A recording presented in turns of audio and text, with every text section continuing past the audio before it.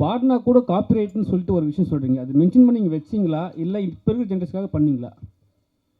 இல்லை, ஆக்சுவலி வந்து அந்த சீனில் வந்து அந்த படத்தில் வந்து ஒரு எப்போவுமே இந்த படத்துலலாம் வந்து நம்ம ஒரு ஹம் பண்ணுவோம், ஒரு பாட்டு பாடுவோம். இப்போ ரியல் லைஃப்பில் கூட நம்ம வண்டியில் போகும்போது ஒரு பாட்டு பாடிட்டு போவோம். ஏதோ ஏதோ ஒன்று பாட்டு பாடிட்டே போவோம். அந்த மாதிரி பாட்டு பாடிட்டு இருக்கும்போது நமக்கு என்னென்னா அது நம்ம அறியாமல் தான் பாடுறோம். ஆனால் அது படத்தில் வைக்கும்போது வந்து அது வந்து இவங்களா பாடும்போது அது ஒரு காப்பிரைட்ஸ் பிரச்சனையாக வருதுன்றதை வந்து அது நாங்கள் சும்மா அது பேசிகிட்டு இருக்கும்போது அதில் ஒரு பாட்டு பாடிட்டு இருக்கிற மாதிரி ஒரு சீன் வரும். அப்போ அது சும்மா ஒரு கேஷுவலாக ஜாலியாக சொன்னது தான் தவிர வந்து பர்பஸாலாம் எதுவுமே வைக்கல. அது ஒரு சின்ன அந்த சீனோட ரிலேட்டடாக சும்மா ஜாலியாக ஐயோ இந்த பாட்டை பாட்டா தப்பாகிடுச்சு. அது ஒரு நல்லா பாசிட்டிவாக தான் இருக்கும். அந்த படம் அந்த ஒரு டைலாக் மட்டும் நீங்கள் கேட்டிருக்கீங்க. அது ஃபுல் சீனை பார்த்தா அது ஒரு பாசிட்டிவாக தான் இருக்கும். இந்த இதை பார்க்கும்போது இந்த கைதி படம் மாதிரியே ஒரு இஷ்யூ போயிட்டு இருக்கு. எனக்கு பார்க்கும்போது அது அப்படி தான் தெரியுது. நீங்கள் பார்த்தீங்கன்னா தெரியும், ஸ்க்ரீனில் பார்த்தீங்கன்னாவே அதில் வந்து போலீஸ்காரை வந்து கைதி காப்பாற்றுவார், இதில் வந்து ஒரு விஷயம் போயிட்டுருக்கு. அது எப்படி மேட்ச் பண்ணுற இல்லை அது அதுக்கும் இதுக்கும் எந்த சம்மந்தமும் கிடையாது. அந்த கைதி வந்து அது அவுட் அண்ட் அவுட் வேறு மாதிரி விஷயம். இது என்னுடைய படம் வந்து கைதின்னா எல்லா படத்துலையுமே கைதிகள் போலீஸுன்ற விஷயம் எல்லா படத்துலையும் தொட்டு வந்துட்டு தான் இருக்குது. தொடர்ச்சியாக ட்ராவல் பண்ணுற மாதிரி இருக்குது அத்தா கிட்ட. ஆமாம், அது தொடர்ச்சியாக ட்ராவல் பண்ணுற மாதிரி. அதான் கதைகள் வந்து வரும்போது தொடர்ச்சியாக ட்ராவல் பண்ணுறது நிறைய படத்தில் வருது. ஆனால் அதோடைய ஜானர் வேறு, இதோடைய ஜானர் வேறு. அதுக்கும் இதுக்கும் எந்த சம்மந்தமுமே கிடையாது. புரியுது சார். சார், இது வரைக்கும் நடந்த ஈவெண்ட்லேயே எல்லா ஈவெண்ட்டும் நீங்கள் பார்த்துருப்பீங்க. யோகி பாபா சார் வந்து யாருமே வந்து குறை சொல்லாமல் போனதே கிடையாது. ஆனால் இந்த மேடை மட்டும்தான் அவரை வந்து வாழ்த்தி பேசியிருக்காங்க. என்ன காரணம் சார்? உண்மையை சொன்னேன் சார்.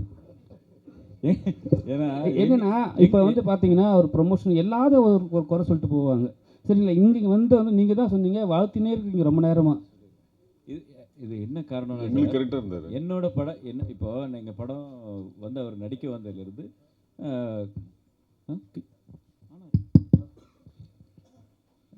நடிக்க வந்ததுலேருந்து எங்களுக்கு முடிச்சு கொடுத்தது வரைக்கும் அவ்வளோ சப்போர்ட்டிவாக எங்களோட நல்ல ஃப்ரெண்ட்லியாக ட்ராவல் பண்ணனால நான் அந்த உண்மையை தான் சொன்னேன். இல்லாத ஒரு விஷயத்தை நம்ம சொல்ல முடியாது இல்லையா? மற்றவங்களுக்கு என்ன நடந்துச்சு எனக்கு தெரியாது. பட் இருந்தாலும் ஒரு சிலர் அது என்ன ஏதுன்னே தெரியாமல் பேசுகிறாங்க. இப்போ எப்படின்னா இப்போ நம்ம படம் எடுத்தோம், அவரை பற்றி தெரிஞ்சிச்சு. அதே மாதிரி அப்படி எடுத்தவங்க யாராவது சொன்னால் கூட உண்மையிலே அது ஓகேன்னு சொல்லலாம். அந்த மாதிரி ட்ராவல் பண்ணாமையே அந்த படத்தை எடுக்காமையே அவங்க பல பேர் சொல்கிற குற்றச்சாட்டு வந்து அது ஏற்றுக்க முடியாத விஷயமா இருக்குது. அவ்வளோதான். அஜ்மல் சார். சார், ஒரே ஒரு நீங்கள் கேள்விக்கு ஒரு சின்ன விளக்கம். யோகி பாபு எப்படின்னா நிறைய பேருக்கு ஃப்ரெண்ட்லியாக அரை நாள் ஒரு நாள் வந்து நடிச்சு கொடுத்துட்டு போயிடுறாரு. ரொம்ப குறைஞ்ச சம்பளத்துக்கோ சில பேர்த்துக்கு இல்லாமையோ எல்லாம் ரொம்ப பெருந்தன்மையாக பண்ணிடுறாரு. இதுக்கப்புறம் என்ன பண்ணுறாங்கன்னா அதை மிஸ்யூஸ் பண்ணி மொத்தமாக அவருடைய போஸ்டர் பெருசாக போட்டு யோகி பாபு நடிக்கணும்னு போட்டுடுறாங்க. அதுதான் அவர் நிறைய இடத்துல வந்து கொஞ்சம் கண்டிச்சுக்கிட்டு கொஞ்சம் பிரச்சனையாச்சு. ஏன்னா அது அவரே நடித்த படமாட்ட ஆடியன்ஸ் வரும்போது ஒரு சீனில் வந்துட்டு போவார். அதனால் அந்த வகையில் சின்ன படங்களுக்கு நிறைய கோஆப்ரேட் பண்ணுறாரு. நான் அனுபவத்தில் நான் பார்த்து சொல்கிறேன். சின்ன ஒரு அரை நாள் ஒரு நாள்லாம் பெரிய கண்டிஷன்ஸ்லாம் நடிச்சு கொடுத்துட்டு போகிறார். அந்த வகையில் நிச்சயமாக பாராட்டுக்குரியவர் தான். பிரச்சனை எதுவும் இது வரைக்கும் எங்களுக்கு கம்ப்ளைண்ட்டாக கால் ஷீட்டாவோ சம்பளமாவோ இது வரைக்கும் எதுவுமே எங்களுக்கு வந்ததில்லை. தேங்க்யூ. அஜ்மல் சார் பார்த்தீங்கன்னா டைரக்டர்கிட்ட வந்து இப்போ அவர் ஏதாவது ஒரு டைலாக்ஸ் இவர் சொல்லும்போது அவர் இல்லை இதை நான் போடுறேன், நீங்கள் அதை போடுங்க அப்படிலாம் சொல்லவே மாட்டார். சார் நீங்கள் சொன்னது வருதா, ஓகேவா அப்படின்னு தான் அந்த இதுலேயே ட்ராவல் பண்ணும்போது ஒவ்வொரு விஷயமும் அவர் அப்படி தான் இது புதுசாக ஒருத்தர் வந்து நடிக்கிற மாதிரி தான் பண்ணியிருக்காரு. ஸோ அந்த உண்மையை தான் நான் சொன்னேன். அஜ்மல் சார் ஒரு நிமிஷம் இருங்க, மைக் தரேன், இன்னொரு மைக் கொடுங்க. அஜ்மல் சார், ஆக்சுவலாக கொஞ்ச நேரத்துக்கு முன்னாடி இப்போ பேசும்போது சொன்னீங்க, அஞ்சாதே படமும் கோ படம் பண்ணும் போதும் எனக்கு பாசிட்டிவ் எனர்ஜி இருந்ததுன்னு சொன்னீங்க. நடுவில் கோட் நடிச்சிங்களே, ஏன் பாசிட்டிவ் எனர்ஜி கிடைக்கலையா? நிறைய கிடச்சிச்சு. இல்லை அது வந்து நான் ஒரு குட்டி கேரக்டராக பண்ணியிருக்கோம். இது முழுசாக கேரக்டராக பண்ணியிருக்கேன் இந்த படத்தில். ஸோ அதனால் அதை பற்றி பேசுகிறேன். அது எனக்கு வந்து இண்டிவிஜுவலாக எனக்கு வந்து ரொம்ப பிடிச்ச படங்கள். அஞ்சாதையும் சரி, கோவும் சரி. ஆமாம், ஹீரோவை பண்ணனால. அது வந்து விஜய் சாருக்காக, வெங்கட் பிரபு சாருக்காக பண்ண படம். அதனால தான் அப்படி பேசுனேன். சிவனை வாரம் 10 படம் வருது. ஏற்கனவே விஷால் சார் பீரியட் இருந்தப்போ ரிலீஸ் ரெகுலேஷன் கொண்டு வந்தாங்க. அப்போ உதயா சாருக்கு தெரியும். இப்போ அந்த ரிலேஷன் வந்துச்சுன்னா தயாரிப்புக்கு வந்து உதவியாக இருக்கும். ஏன் அதை வந்து எல்லா சங்கமும் சேர்த்து செஞ்சா என்ன? ஆனால் இப்போ வந்து செய்யறதுக்கு நாங்கள் ரெடி, மீதியை பண்ணிடுற உதயான்னு தான் பார்க்கணும். ஏன்னா இப்போ நாங்கள் ஆக்டிவாக இருக்கிறோம், அதில் ரெடியாக இருக்கும். யார் ரெடியாக இல்லையோ அவங்க தான் அது வரணும். இல்லை வாரம் 10 படம் ப்ரொடியூசர் கவுன்சிலும் ரொம்ப ஆக்டிவாக தானே இருக்குது. இதோட விஷயங்கள் வந்து இங்கே பேசுகிற இல்லை. ஏன்னா இங்கே எல்லாம் வந்து இல்லை, பேசுறீங்க. உண்மை இல்லை, என்னன்னா இங்கே எல்லாம் வந்து இங்கே தான் பேசுறீங்க, 10 படம் வருது 10 படம் வருதுன்றீங்க. பட் நீங்கள் அங்கே புலிஸ் கவுன்சிலில் ஈசி மெம்பராக இருக்கிறதால ஏன் அதை பேசி ஒரு முடிவு கொண்டு வர மாட்டேங்கிறீங்க? இல்லைண்ணா, அது ஒவ்வொரு நிகழ்வும் அங்கே நடந்துக்கிட்டே இருக்குது. ஆக்சுவலாக எல்லாமே அங்கே நடக்கிற விஷயங்களில், மீட்டிங்கில் நடக்கிறதெல்லாம் வந்து வெளியே பேசக்கூடாது, சொல்லக்கூடாதுங்கிறது உங்களுக்கே தெரியும். அது ஒரு நாம்ஸ் இருக்குது. அது வந்து அங்கே தான். பட் நடைமுறைக்கு ஒவ்வொரு விஷயம் வரும்போது தான் அது வந்து இது யார் பண்ணாங்க, இது பண்ணாங்க உங்களுக்கு தெரிய வரும்.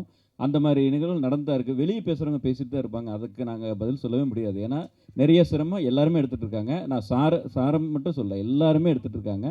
இதில் வந்து நீங்கள் நாங்கள் அப்படின்ட்டுலாம் ஒன்றும் இல்லை. பாகுபாடு எங்களுக்குள்ளே யாருக்கிட்டையும் இல்லை. அது வெளியே வந்து எப்படின்னா அந்த மாதிரி இருந்தால் தான் கொஞ்சம் நல்லாயிருக்கும்னு நினைக்கிறவங்களுக்கெல்லாம் அது வந்து கண்டிப்பாக அது மூஞ்சில் அடித்த மாதிரியான நிகழ்வுகள் வரும். ஏன்னா நல்லது நடக்கும். கண்டிப்பாக சார், ப்ரொடியூசர்ஸுகளுக்கு நல்லது நடக்கும். இல்லை அது இல்லை பதில் தான். இண்டஸ்ட்ரி ஒற்றுமையாக இருந்தால் தான் அந்த ரிலீஸ் ரிலேஷனை கொண்டு வர முடியும். இன்னைக்கு இண்டஸ்ட்ரி ஒற்றுமையாக இல்லை, அதுதான் உண்மை. சீக்கிரம் ஒற்றுமை ஆகிடும்.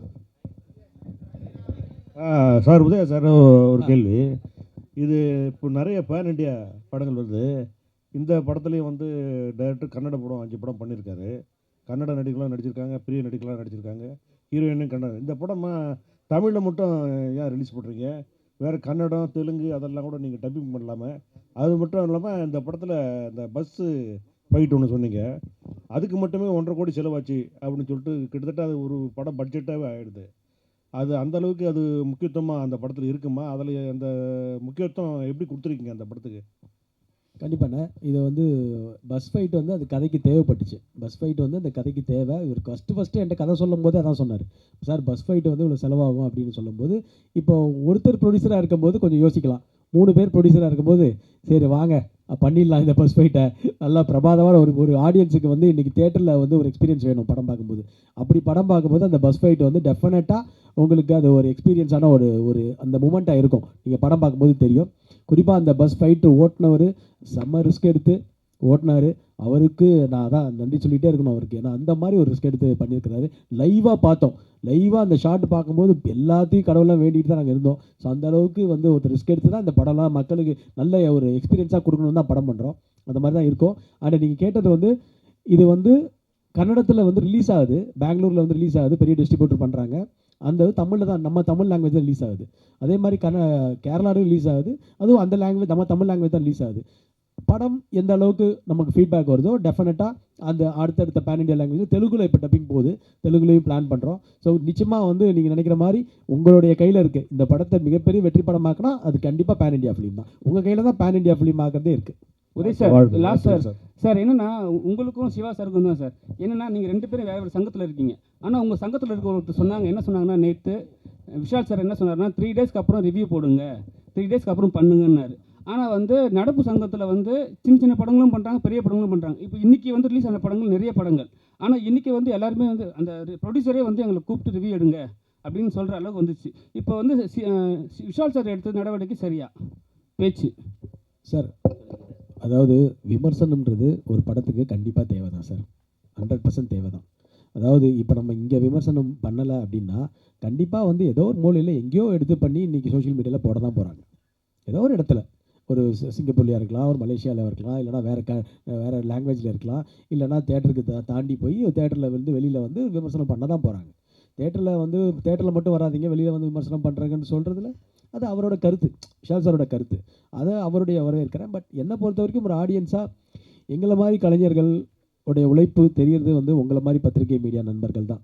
அது எங்களை நல்லதாக இருந்தாலும் கெட்டதாக இருந்தாலும் என்னென்னா யாருமே ஒருத்தவங்களை ரொம்ப ஊன் பண்ணி பேசாமல், ஒருத்தர் மனசை பர்சனல் அட்டாக் பண்ணாமல், பர்சனல் அட்டாக் மட்டும் பண்ணாமல் அந்த படத்தை பற்றி விமர்சனம் பண்ணாங்கன்னா அதில் வந்து எல்லாருக்குமே ரொம்ப சந்தோஷம் தான். அது அந்த மாதிரி மட்டும் போகாமல் அதை மட்டும் தவிர்த்துனா எங்களுடைய குடும்ப நண்பர்கள் எப்பயுமே அப்படி பண்ண மாட்டாங்க. சில யாராவது அது பண்ணாங்கன்னா அதை மட்டும் தவிர்க்கணுன்றதான் என்னுடைய ஆசை. சார் உதய சார், இல்லைண்ணா கூட்டி கழித்து நாங்கள் என்ன சொல்ல வரோம்னா, பாராட்டுறதுனா உடனே பாராட்டுங்க, திட்டுறதுனா ஒரு 3 நாள் கழித்து திட்டுங்கன்னு சொல்லுவோம். வேறு ஒன்றும் சொல்லுவோம் சார் உதய வேறு ஏமாந்து தேட்டருக்கு வந்துடுவாங்க, படம் பார்த்து ஒரு ஆடியன்ஸுக்கு பிடிச்சி போய் ஓடிடுச்சுன்னா அதை வர விடாமல் பண்ணிடுறோம்ன்றது தான் கொஞ்சம் லேட். அதாங்க நான் தான் பாராட்டுறது உடனே பாராட்டுங்கன்னு சொன்னேன். திட்டுறதை தானே 3 நாள் கழித்து திட்டத்தை சொல்கிறோம்.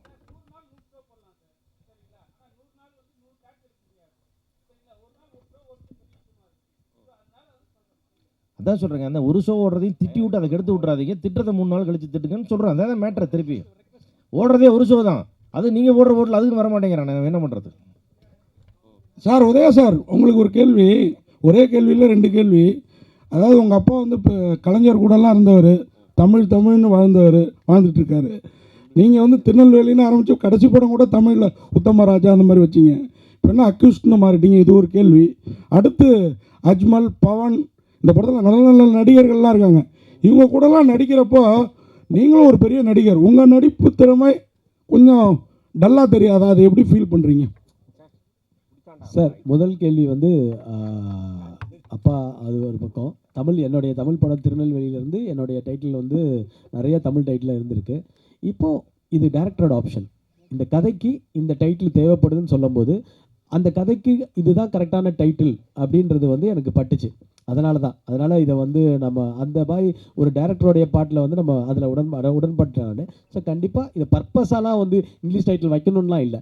இந்த கதை நீங்கள் படம் பார்க்கும்போது இந்த கதை டைட்டில் கரெக்டாக இருக்குன்றது உங்களுக்கு தெரியும். நம்பர் 1.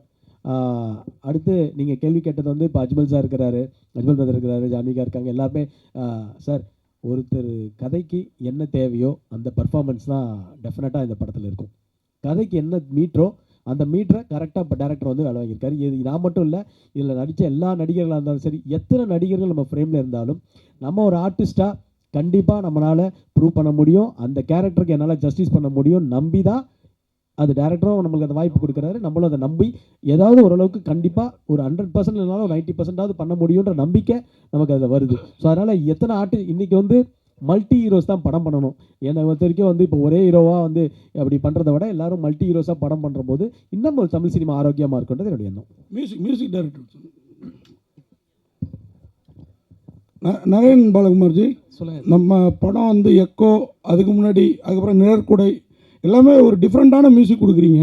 ஆனால் தொடர்ந்து படங்கள் பண்ணுற மாதிரி தெரியல. டாம்டும் நடிக்கிறவங்கலாம் தொடர்ந்து பண்ணுறாங்க. நீங்கள் மெலடியும் சரி, இந்த மாதிரி பேக்ரவுண்ட் மியூசிக்கும் சரி பிரமாதமாக கொடுக்குறீங்க. என்ன காரணம்? செலக்ட் பண்ணி பண்ணுறீங்களா இல்லை வரலையா? சூஸியாக பண்ணுறேன் சார். நான் ரொம்ப சூஸியாக பண்ணுறேன் ஸ்கிரிப்ட் கேட்டு. அந்த இருக்கா Udhaya, sorry, I been waiting for this moment. Udhaya, நீங்கள் வந்து எனக்கு உங்களோட hallmark your personality. Failures have never deterred you. Thank you.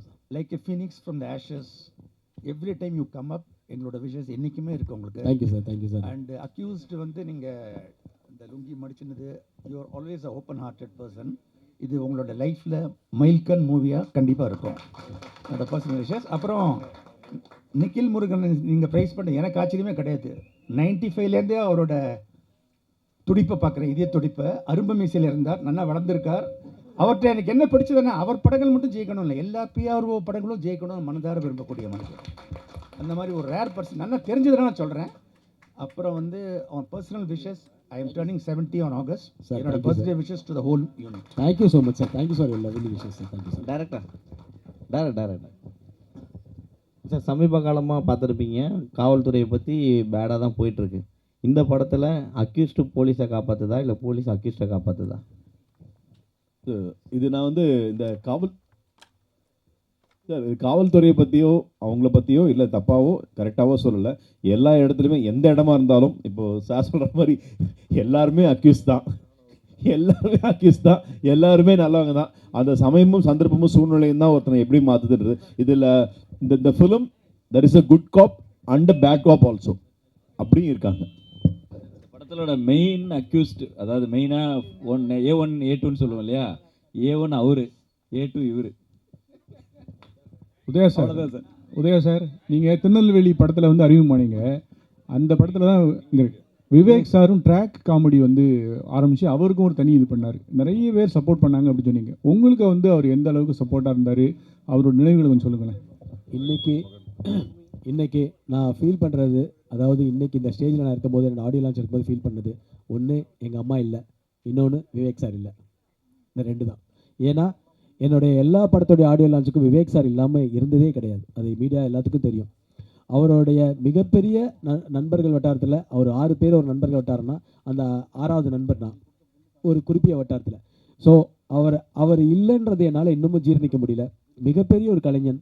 எனக்கு வந்து என்னுடைய கேரியரில் எப்பயும் ஒரு பாசிட்டிவ் எனர்ஜி கொடுத்து, உதயா நீ ஜெயிக்கணும். நான் யாருக்காக ஜெயிக்கணும்னு நினைக்கிறேன்னா எங்கள் அம்மாக்காகவும் விவேக் சாருக்காகவும் நான் ஜெயிக்கணும்னு நினைக்கிறேன்.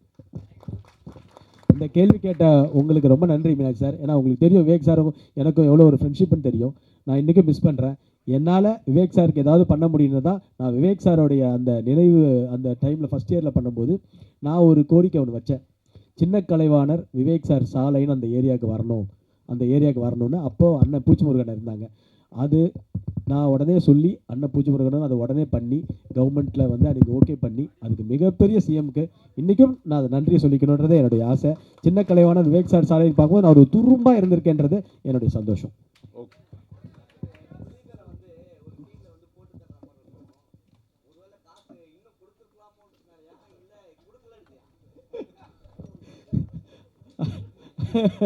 அதாவது ப்ரொடியூசர் வந்து நீ வந்து கரெக்டாக பேட்டா செட்டில் பண்ணு அப்படின்னு ஓடி அந்த இதில் அந்த ஃபோர்ஸில் தான் போனேன். பேட்டா செட்டில் பண்ணுங்க சார், பணத்து பேமெண்ட்டை கொடுங்க சார், டென்ஷன் பண்ணாதீங்க சார் அப்படின்னு சொல்லி கரெக்டாக கொடுத்துட்டார். இந்த படத்தில் எல்லாமே கரெக்டாக பண்ணாங்க. இல்லை சார், இல்லை நான் இப்படிலாம் யோசிக்கிறீங்க அப்பா. தேங்க்யூ, அனைவருக்கும் நன்றி. ஒரு நிமிஷம் உட்காருங்க. குரூப் ஃபோட்டோ எடுத்துட்டு விஷுவல் செட்